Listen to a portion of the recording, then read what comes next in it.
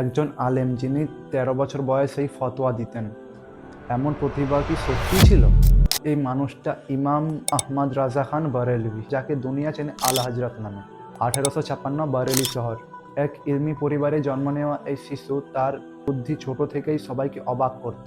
মাত্র ৪ বছর ৪ মাস ৪ দিনে তিনি শুরু করেন কুরআনের পাঠ, আর ১৩ বছরেই ফতোয়া। অবাক হওয়া বিষয়, তার পিতা ফতোয়া দেখে বলেছিলেন, আজ থেকে তুমি আমাদের উত্তরসূরি। আলা হজরত ছিলেন একাধারে মুফাসসির, মুহাদ্দিস, ফকিহ, সুফি, কবি, গণিতবিদ, হ্যাঁ, সব একসাথে। তার গ্রন্থর সংখ্যা ১,০০০-এরও বেশি, যার মধ্যে আছে ৩০ খণ্ডের ফাতাওয়া। তাসাউফে তিনি বলতেন, যে সুফি শরীয়তের আগে চলে সে শয়তানের অলি। এটি ছিল তার খাঁটি পথ।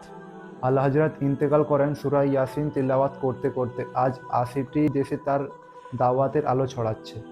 এমন মহান ইসলামী ব্যক্তিত্ব সম্পর্কে আরও জানতে এই ভিডিওটি লাইক করে শেয়ার আর ফলো করতে ভুলবেন না।